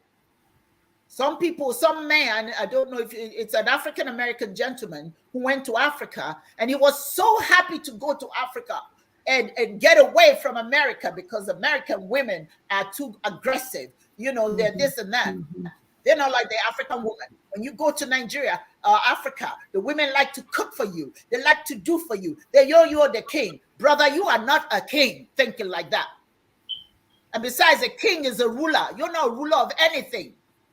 You can't even rule yourself. Don't talk like that. What makes you think women be dominated and made to feel inferior? Who tells you that's the right? What you're seeing is your money, baby. If you have money, they'll respect you. You come with all that dollars. She gonna do anything. Put money in my bank account. You got it. You king. You see what I'm saying? But when you prefer to insult your American women and say that they are too aggressive, let me just say this and I'll let somebody else talk. African American women, they go through some stuff. The government, The legal system take their men away from them. And they are stuck raising these children. They do the best they can. Some of them are frustrated. They can't do, they just don't have what it takes. They don't have the funds. Some of them, they have to give up their education to raise these children. It's difficult. Some of them, all they know is to say how they feel.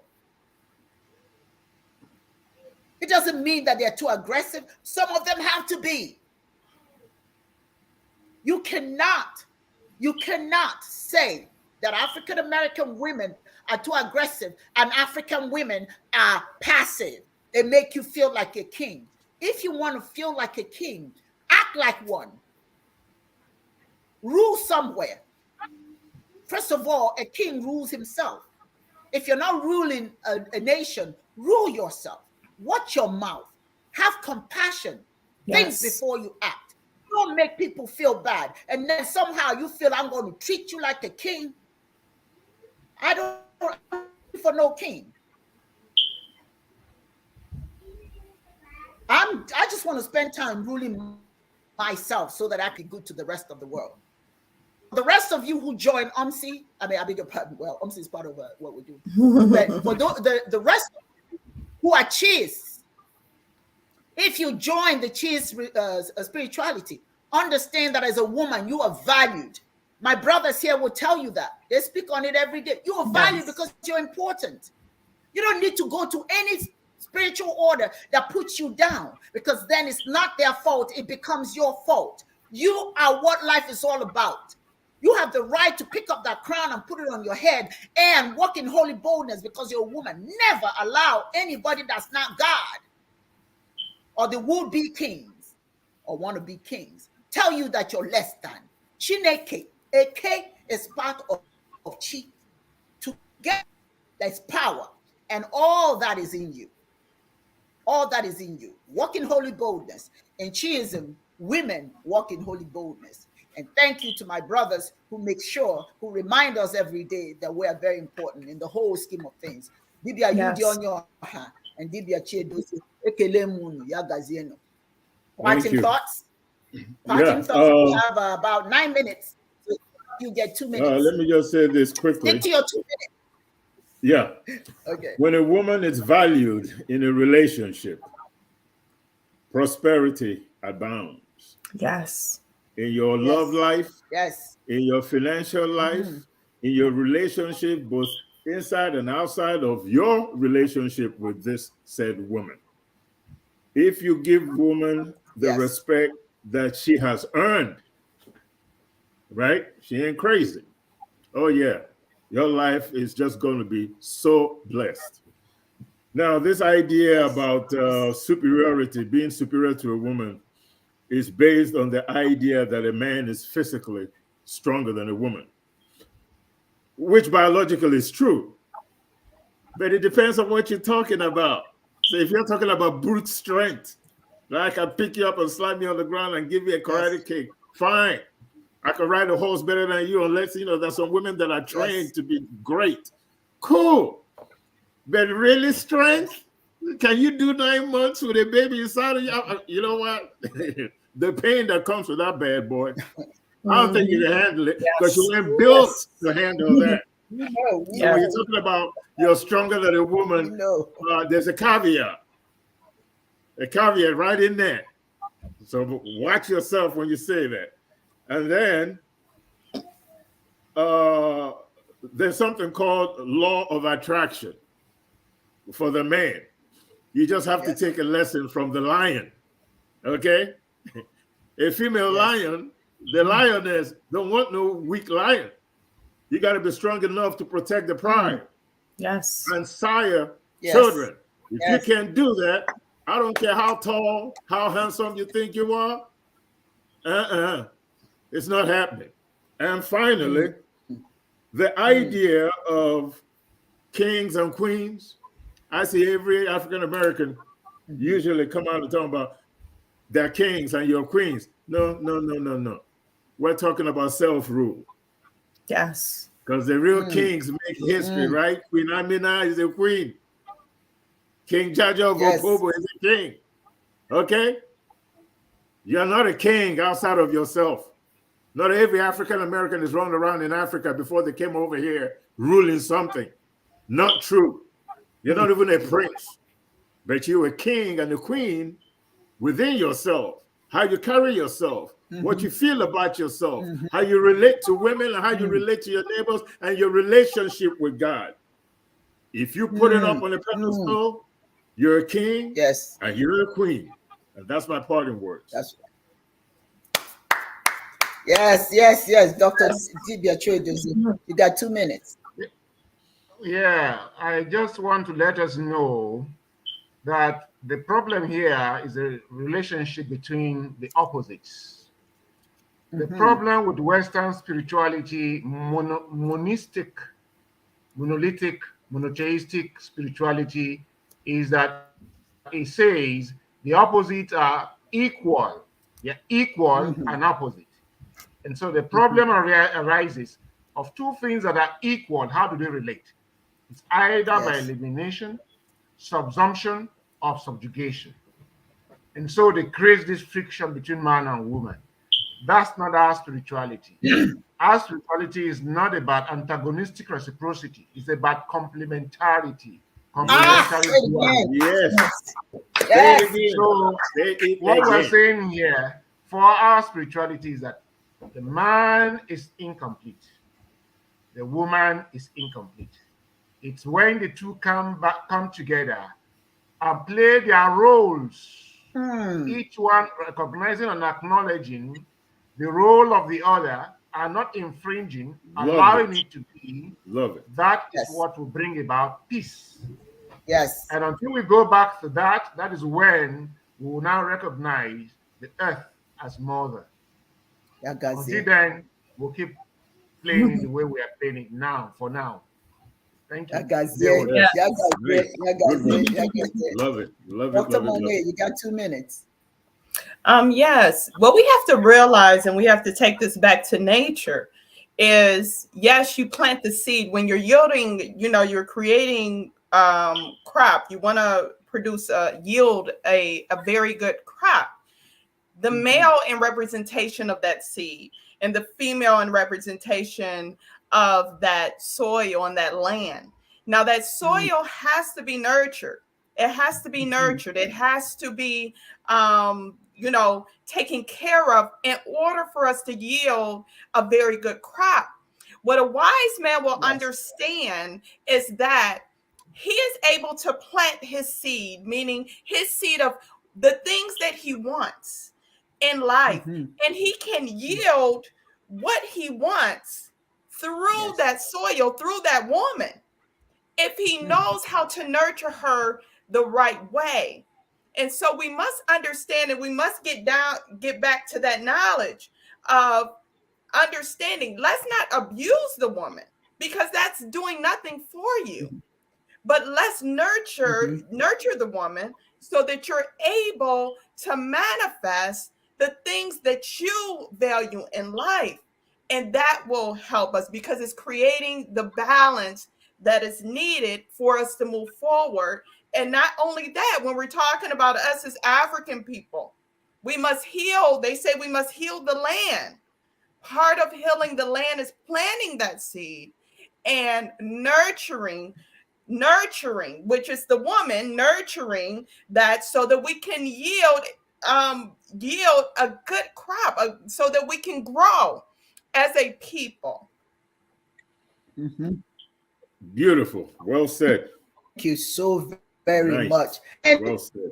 Love it. It was spirited as it should be. You guys are awesome. Thank you, Dibias, for what you've done, your contributions today.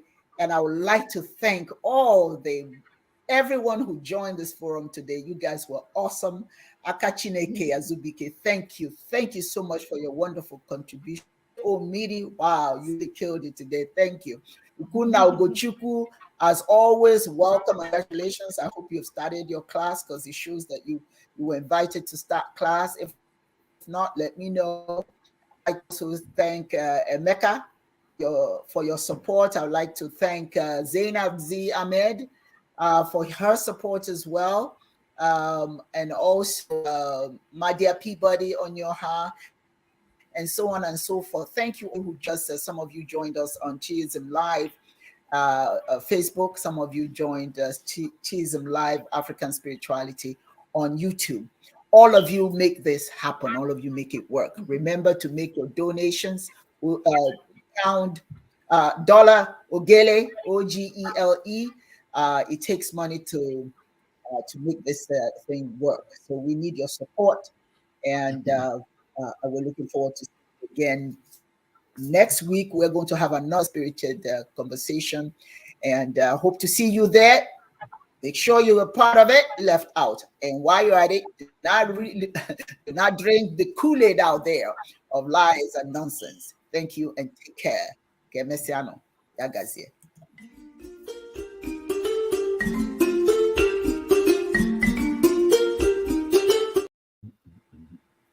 Yeah, that was really good. That was hot.